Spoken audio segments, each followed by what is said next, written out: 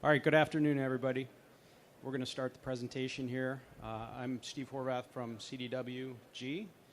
For those who don't know, CDW is more than just a value-added reseller.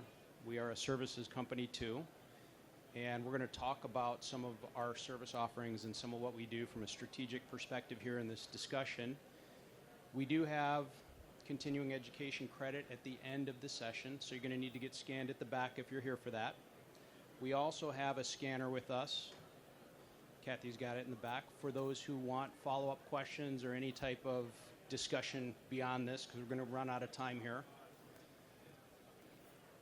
Doc is our speaker, and I've worked with Doc for a number of years. He's one of the decorated, most recognized people I know in the entire asset management arena, and he's going to speak to us about that here today.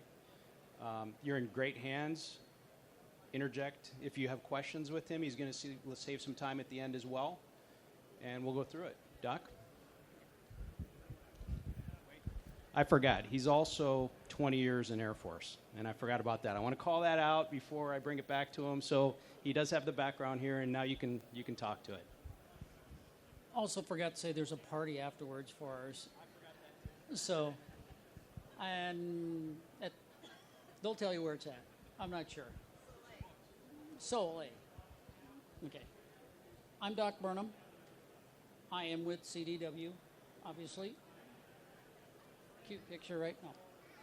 This just says I'm old, so I've been doing this for a long time. So, been doing it 30 plus years, asset management. Started in the Air Force before it was ever called asset management. ADPE, automated process, all of those things. And then how did we work with the cybersecurity? Again, before it actually all started. So I'm just going to go over some of it here with it. What is ASCM, or Asset and Service Configuration Management? What is the SecOps side? Most of the people probably understand the SecOps more than the asset. And then challenges to solutions, how do they work together, all of those. Benefits and the results. Now, what is asset management? We've got ASCM. It's Asset and Service Configuration Management. If you're an ITIL person, ITIL 3 used to call it SACM. Service, Asset, and Configuration Management. So they just moved the S. That's all they end up doing. So it involves all of the policies, processes, and procedures from cradle to grave. Or you'll hear people say it from acquisition to retirement. I always say dating to haunting. And you'll see that in the slide, if I want something, how do I get it in? So there's all that fancy stuff. And then when I retire it, if I don't dispose of it properly, it's going to come back and haunt me. I've got lots of real-world stuff where improper disposal comes back. So from an asset management side, it's the business practices. It is the processes and the methodologies of how we bring things in. So that way we know what's coming in throughout its life cycle, care and feeding, and disposal. The other aspects of it is, not reading slides here, but to reduce the overall cost. I didn't say, it's going to be perfect. Some you're going to reduce. Some of it you're going to control the cost. Prices go up, so we're going to look at it. But we're tracking them completely through their life cycle. Again, how we got it, through its life cycle to how it's disposed. The service configuration management, everyone knows what the CMDB is, right? Configuration Management Database, that's that aspect of it. Again, I'm old, it's all asset management. ITIL still calls it Service Configuration Management in ITIL 4. So, again, a business practice. Incidents, your tickets, what's in there. That tells me what's deployed. Some people don't understand the difference between assets and CIs. The CMDB has CIs in it, configuration items, not assets. Although an asset may be a CI and a CI may be an asset, not all assets are CIs and vice versa. So that's what we link them together though. So for our cybersecurity, we're going to use both sides of this aspects. Now, when I say what we're looking at, from an asset management perspective first, I want to know, what do I own? That's the procurement or the acquire. Tell me, what do I own? How do I get this? Am I certifying these things coming in or not? What's authorized versus not authorized? That type of aspect. So when we get those, that's in our the asset repository. So again, just the database of everything. And it has the financial data. When I bought it, end of life, all of those type of information. What is deployed? Or deployed assets, a lot of people will say. That's where our configuration items come in. That's our discovery tools. Whether it's SCCM from Microsoft or Intune, Tanium, ServiceNow Discovery, there's a litany of tools. Tell us what's in the environment today. That's where the CMDB populates. So if you have an incident against something, my laptop doesn't work, I fill it out, it's in the CMDB. An incident goes against it so we can track it. What's being used is the other aspect. It's usage data. Just because it's deployed doesn't mean anyone's using it. There's a lot of software out there that's deployed that no one uses. So how do we know what it is? What's its cost? How do we recover it? That's what we're looking for. Now, usage tools. They have a lot of different usage tools for the software. From an ASCIM perspective, people, processes, and the platform. Processes is the biggest one. I need to know how you're doing it systematically. Even if it's a bad process is better than no process. I can always improve a process, and it's constant. So we're going to end up doing that. There's a lot of hero people, so that's why we want processes. New people coming in, how do we train them to follow consistency?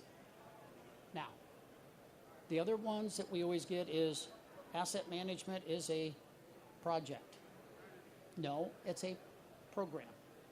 It's a practice. It's ongoing. There's lots of projects inside of the overall program. I'm deploying new laptops, one-time thing. Not I'm carrying feeding of the laptops throughout our organization over the next 10 years. So we have it. It also affects hardware, software, and data. And data meaning, like I said, pictures, fonts, all of this type of stuff that you're tracking, mailing list. Some of those are the hardest things to track because what are they? You can't put your hands on them most times.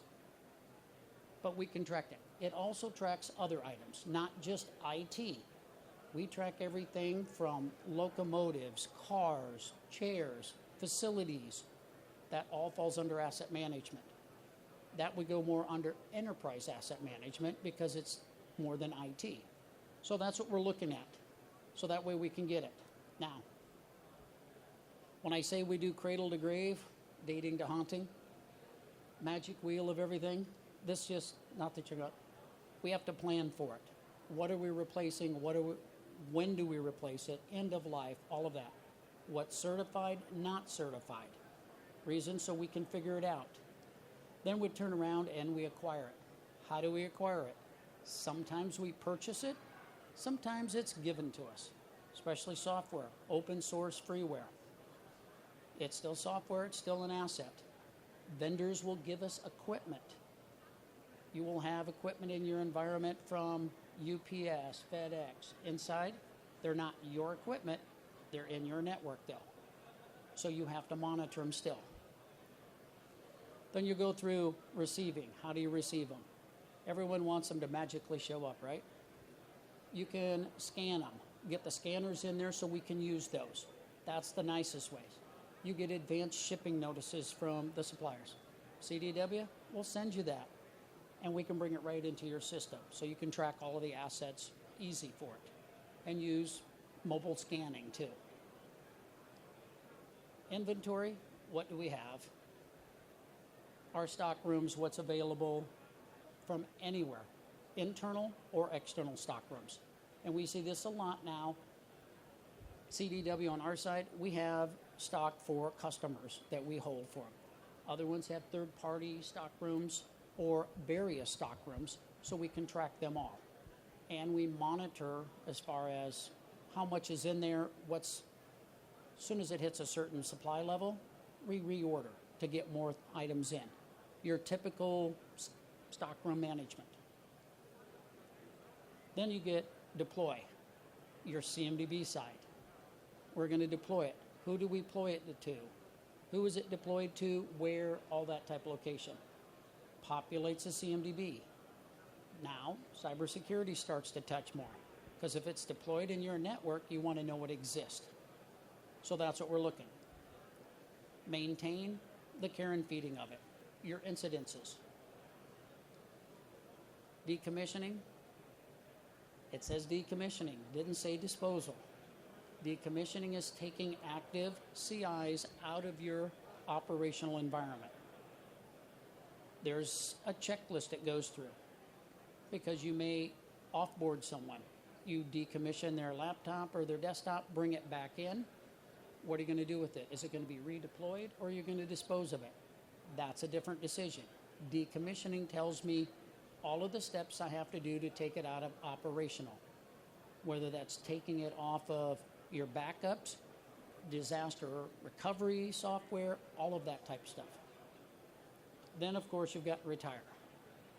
Now it's going out of the environment. So if it's out of the environment, we retired it. How we get it out of the environment? We can donate it, we can sell it, we can destroy it, all of those. You want to track that too.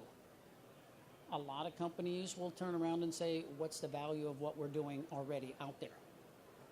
So we're looking at it because how many times you have retired assets, the CIs all of a sudden show up in the environment again. How did they get there?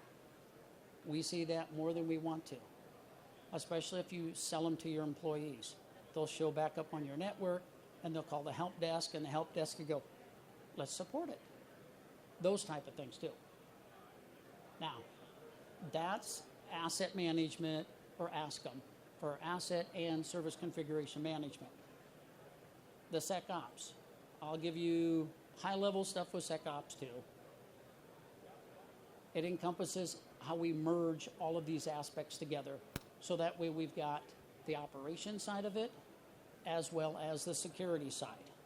So that way we can bring it together so we can make sure we don't diminish any of our IT functionalities there. The goals, how do we collaborate? How do we make it work better? How do we increase the visibility of what's in our environment? If we don't know what's out there, how do we protect against it? How do we know what to protect? Now you can see where asset management plays a little more in. So making sure that we know what's in our environment, how do we get it out there, all of those. Our principles that we're looking at for it, components, early detection. I need to know something's there so I can protect it.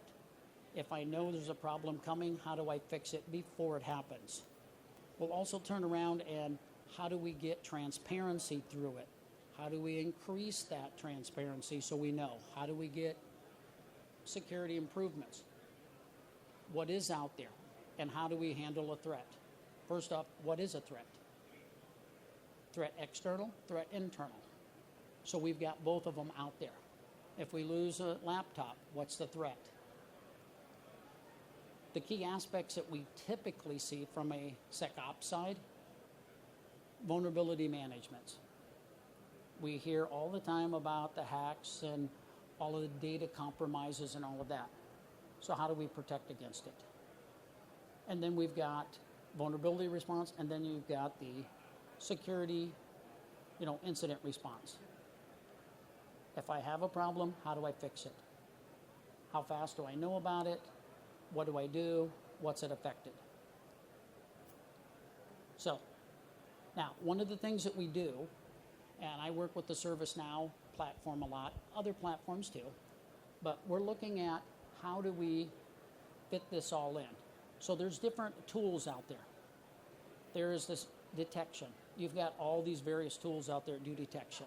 So we can say there's a security incident. We've got vulnerabilities. What's the vulnerabilities?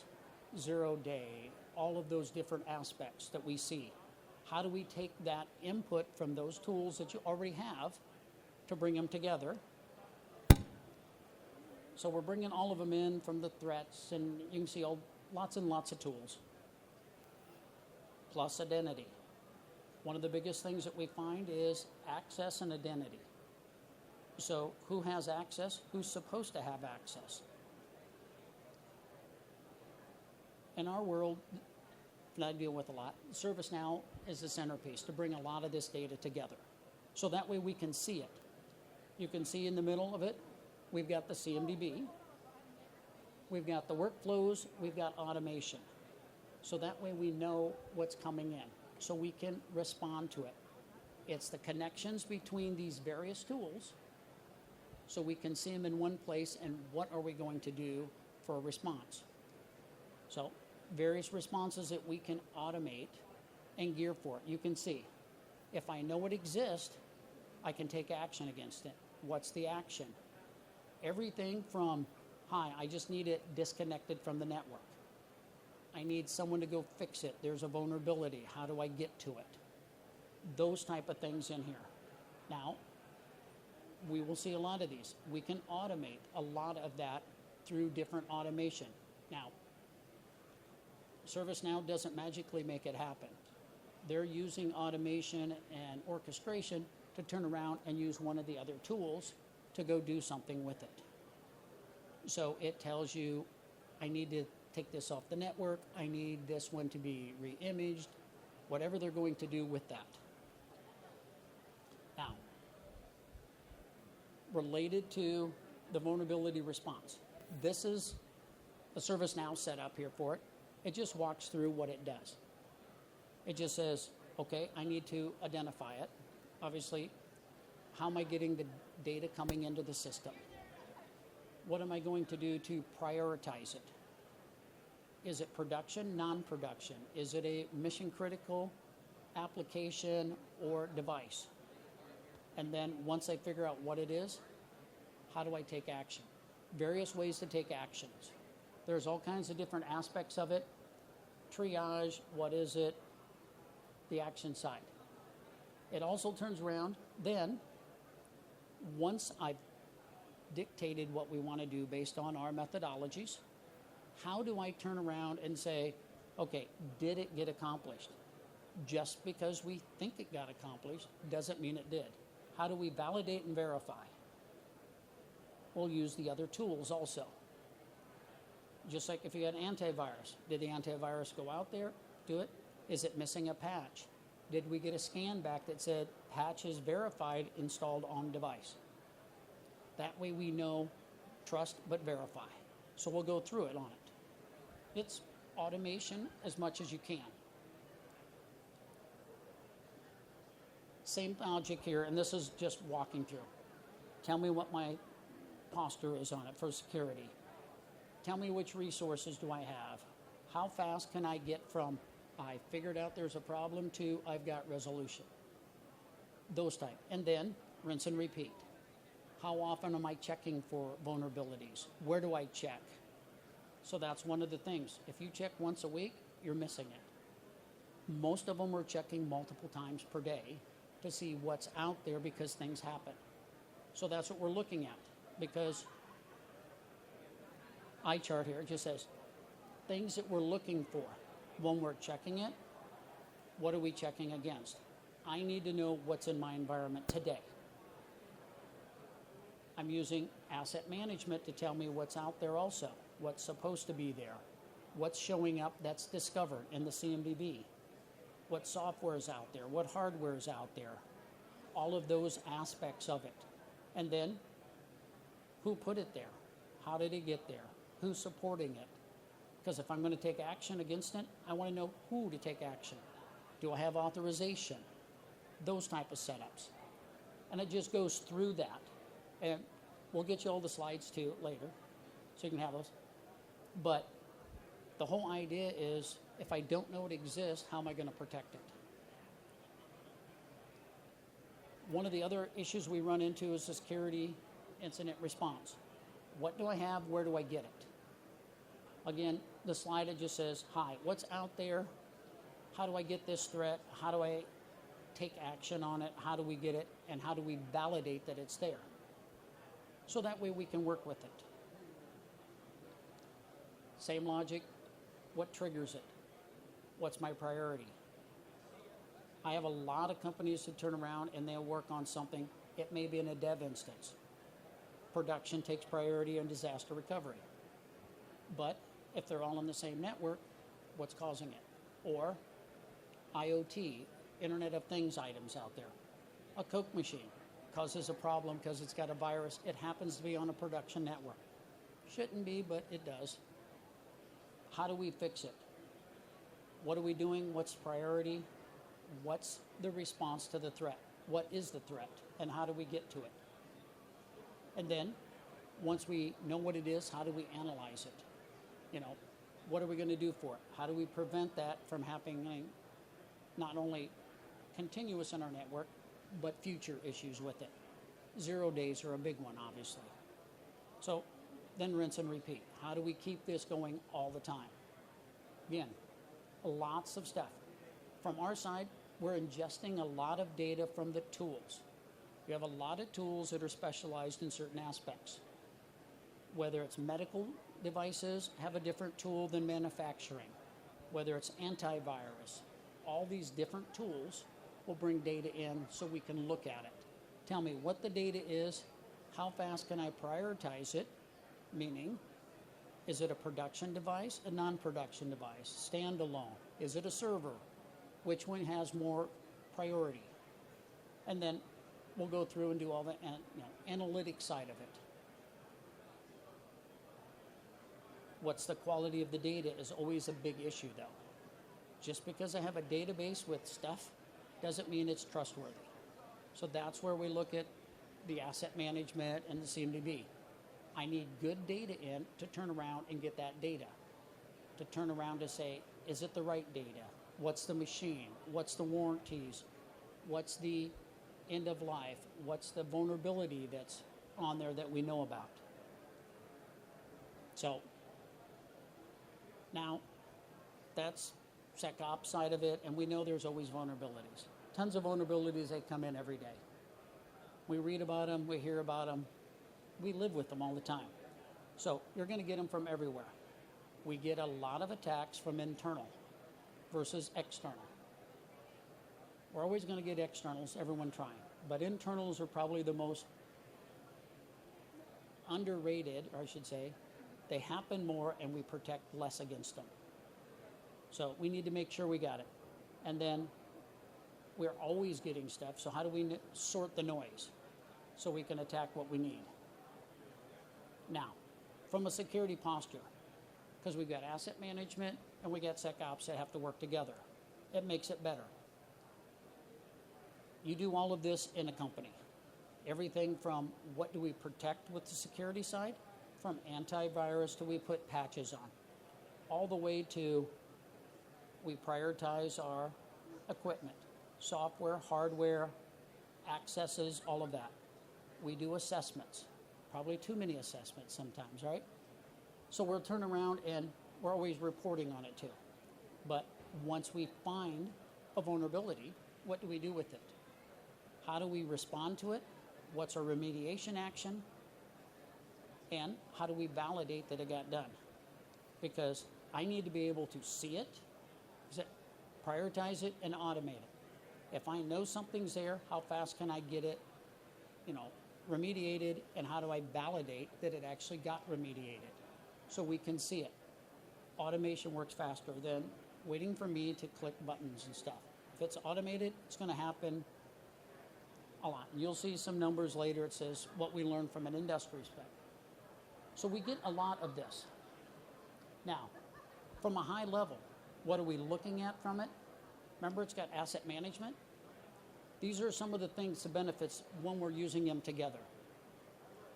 I've got all the processes and the procedures to bring it in for its life cycle, from cradle to grave. How do we bring it in? What's its life cycle? You'd be surprised how many companies have mission critical applications on boxes that are 10 plus years old. They're not even secure in a lot of aspects. So then, one of the other ones we always do is certify the applications, certify the hardware, software, all of that. So we know if it's authorized or not authorized. Because if we see unauthorized applications, software, or even hardware in the environment, what are you going to do about it? My bigger question is, how did it get there? That's part of security that we work with that said it should never get on your network unless it's authorized by security. So how did it get there? We have a central repository. That's more from the asset and the CMDB side. It tells me everything that's out there, where it's located. Yes, I own it. I expect to see it in the environment. Is it in the environment? If it says it's supposed to be deployed, how come I'm not seeing it? So it'll tell you what's authorized, what's supposed to be in the environment, also what's missing from the environment. Because I just had this last week on one. They went out there and they figured out that they're missing a whole bunch of key servers. Well, they had a firewall, and they had a double firewall. They didn't realize that, but it showed up on a report that says, you're not hearing from these servers. Why? They went and looked, found a second firewall. So that means we didn't know about the rest of those machines. Are they clean, ready to go, all of that? So we need to find those. So that's what we're looking at. Plus, not only can we tell you what's out there, we can also tell you who supports it. So if there's a problem, who are you going to go to get it fixed? Do you need authorization on the box or hardware or software? How do you get to fix it? And again, who put it there, right? So that's what we're looking at from a repository setup of it. And one of the nicer things we can see is they'll do indoor mapping too. We know where the hardware is and where it's located. So that's great, but if you're in a tower, it's in that building, which floor, which room? How do I know where to go to? Especially if I have to go fix something on it. What port is it connected to? What cable is it on? So those are different aspects that we look at with it too. And what's related to which? Because if you have a problem on a server, what's downstream? What applications are affected by that? If this server goes down, what application are you not being able to deliver? So that's what we do for a central repository. So we'll see it. Now from security more, it again, tell me I got a security incident that's out there. What type? Give me details on it, all of that type of aspects. That way we can see it. Are we seeing it consistent? So then obviously we're going to do some reporting with that. Is it a certain type of equipment? How much equipment do we have that's related to that? So we can find those. What automation are we using to find some of these to fix it? What's the mean time to remediation? Those type of aspects too. Now, one of the other things from a security side, SBOMs, the software bill of materials. We're seeing more of those coming in. That's security, right? It's an application. Tell me what makes that application up. All of the components. Microsoft Windows has at least 30 different components in it. You'll see applications, and an application is made up of multiple pieces of software. So are all of those components active?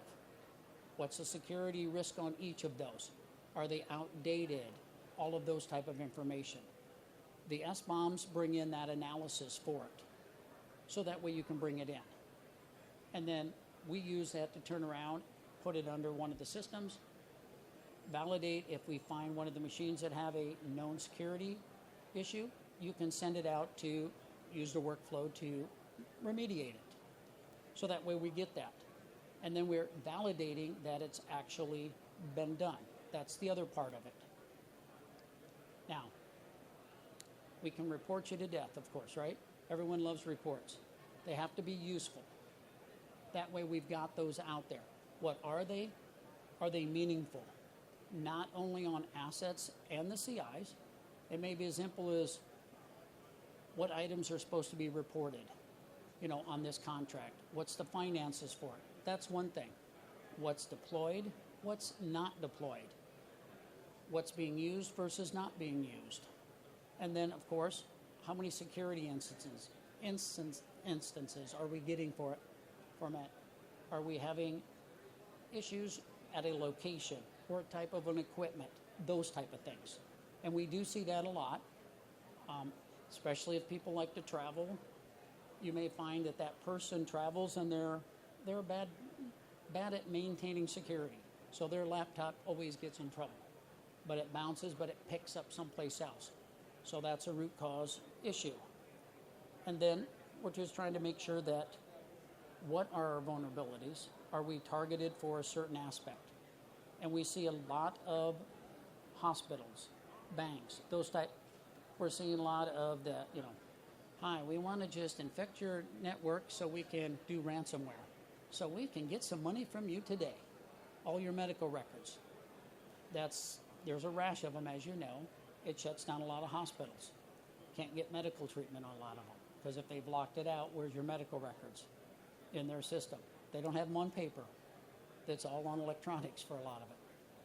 So that's why we're looking at it. And then, from a CISO perspective, they have to certify it says, my network's secured. How do you secure something if you don't know what's on the network? That's always the biggest thing. Especially, most CISOs will turn around and go, IT knows all the answers. IT doesn't know all the answers because they don't manage all of the equipment on the network, especially in hospitals, manufacturing, all of those type of things. There is a lot of equipment on your network that security needs to worry about that IT could care less about. So they always turn to IT. We put a lot of times in, it says, if IT is going to do it, security helps us and said, if it's going to be on your network, it has to be in the CMDB.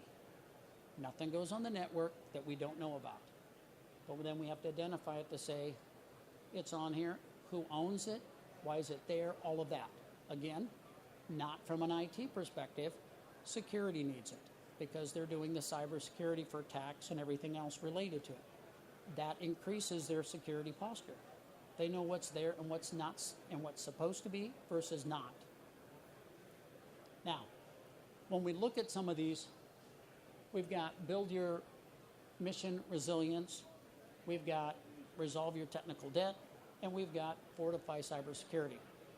I just highlighted the ones that are highlighted right now is for the resilience. I can argue for or against a bunch of these, but as a general statement, same type of setup, you can see tech refresh. How often do we replace these? What's the end of life? What's the useful life? You see those. All the way down to tell me what's the repository of them. To the SBOMs. Again, what equipment, what software. That gets me for resilience. So I know that it's good. So how do I look at it from that aspect? And then, same sheet, I'm just clicking through it here. Resolve your your technical debt. If it's old equipment, doesn't mean it's wrong. I know a lot of manufacturers have a real old equipment, but they're on an isolated network. Nothing can touch them. I don't care how old they are. Nothing can get to them. Half the time they don't even want you to look at them. But they're not going to get infected by anything. So that's what they're looking at. But how do we get rid of that debt? If it's old computers, how do we need to get those out of there? When was the last time they were updated? We see a lot of old software out there. Are the security patches updated? If not, how do we get them fixed or protect them? So that's what we're saying. We've got a lot of technical debt out there. So we'll see a lot of these different issues with it. And of course, you're going to see lots and lots of reports, whatever you want it to be.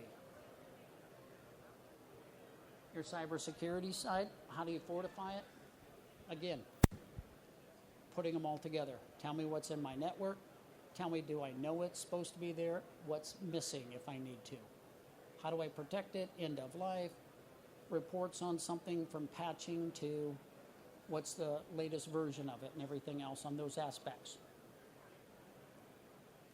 So, now, different stats, they had it. Like I said, we see this in the industry on various things. Stats are stats, right? Well, however you want to look at it.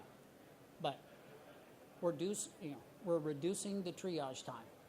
We're finding out that there's more viruses, more vulnerabilities, all of that.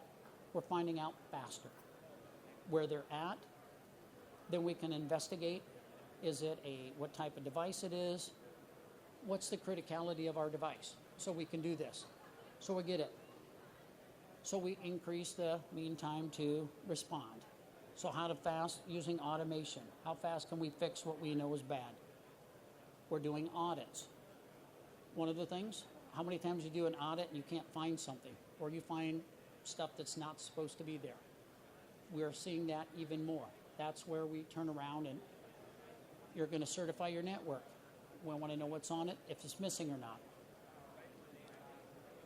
You've got the risk, you've got admin stuff. All of this goes in together. We're getting better at it because we're using not just the security tools. Security tools don't tell you everything. They tell you if there are certain vulnerabilities and stuff. The asset management tells us what do we own, what do we have deployed, what are we using. Put them together, that reduces all over, so we get a better picture so that way we can look at it. Now, one of the other aspects that we do, when you take this, you'll see that it gets blended in with other things. Your IRM. So that way it's your integrated risk management, GRC, type setup there. What's the risk? Are we doing what we say we're supposed to doing? Are we passing the accreditations? Are we doing all of the assessments? Those type of aspects. That's risk. That goes as far as who's creating which code. That may be a risk also. So we can look at those. And if it's an application, what's the life cycle of your application? Is it the application you need? When do we replace it? Or worse, we just replaced this application with the new one. What happened to the old one? It's still out there. And people forget about it. So it doesn't get patched or doesn't everything, so we end up with other aspects. But we're looking for the APM. That's where we put the SBOMs against too, because we're looking at the application and all of its bits and bytes of software. So what is, the risk for that particular application? What's its criticality? What's it linked to? What business service? So we know how do we make it better. So that's what we're looking at from this aspects. Questions?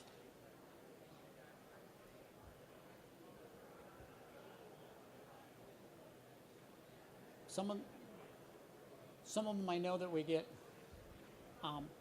One of it is, why do we want to do it? Obviously it says it makes things better, right? But what's the cost of doing it is one of the first things. Asset management is not easy. It's not hard. It's a systematic approach though. But you have to start with it, and what is the process? It takes you, it's not like I'm going to be done next week.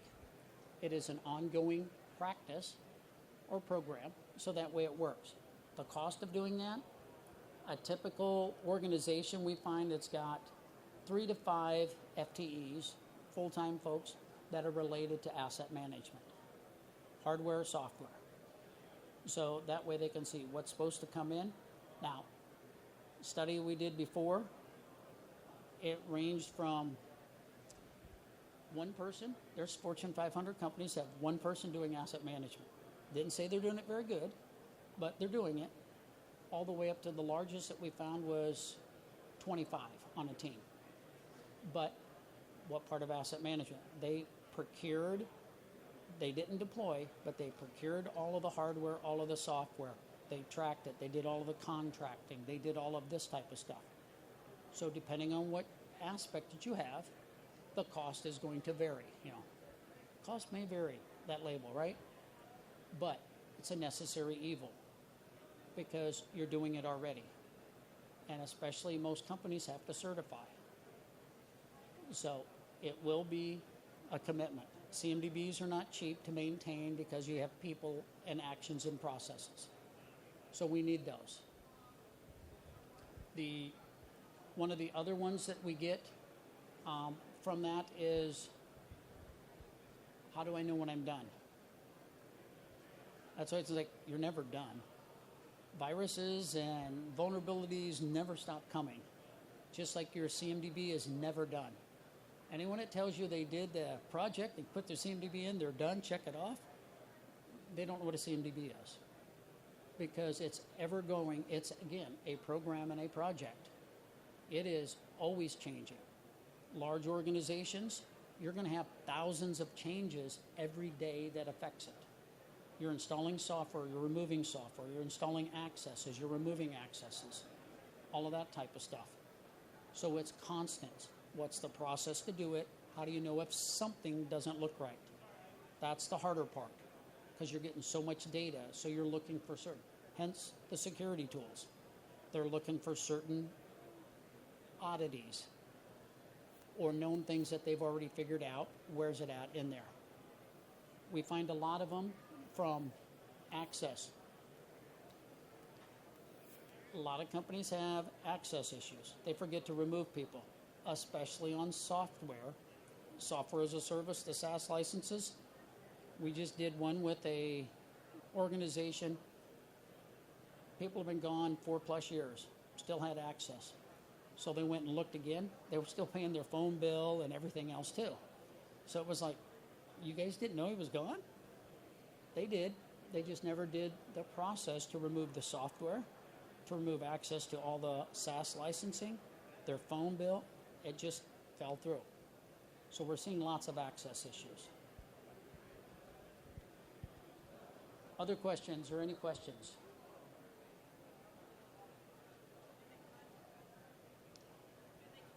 Oh. Hit the button, right? Okay, there we go. This is our team. Our CDW account, Jay's over here, and Steve's over there. So if you need us, we're here to help. They're here to help. Oh, yeah, that'll be next year. From our other side here and like I said, I work with the ServiceNow side of the CDWG team. So I focus on a lot of ServiceNow functionality for it. And Steve Horvath was up here earlier. That's me. And our other one here is our SecOps, a counterpart to me that lives and dies in SecOps stuff. That's all he does. And he does IRM also for incidents. So you'll see us on other things with it. Now, the important thing. Where do you get your drink? So this is where we're going to be at tonight. You're all welcome. Jay's buying all the drinks. So that we're going there. Remember, there's supposed to be scanners somewhere here. She's got scanners if you want to follow up or talk about anything else. And there's supposed to be, you got both scanners, or is that the other one? Okay. There's a scanner back there for CES credits or whatever for it. So that way you can get scanned and they can recognize that. In 15 minutes, right? You have to wait for a few minutes on it because they time them on that side of it. I just talk fast. Anything else?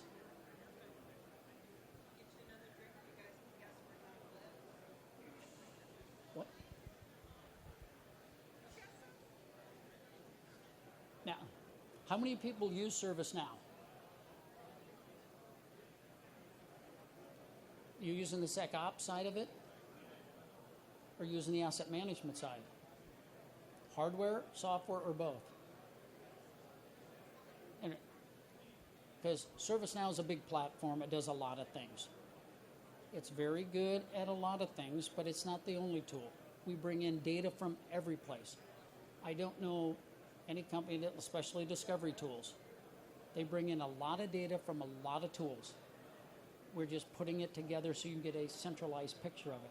For hardware and software, it's the methodology in there already, so you can get the reporting, but you can also do the other aspects to say end of life for all the hardware, what models are out there, that type of deal. Same thing with software. We get the SecOps side, brings in all the vulnerabilities like it showed from all those various tools, so we can use it married up with the data we get from the hardware and the software and the CMDB, so we can see what's out. So, and of course, there's lots and lots of automation in there, and way too damn many reports, because they have a lot of those. So, that's all I have. I'm easy.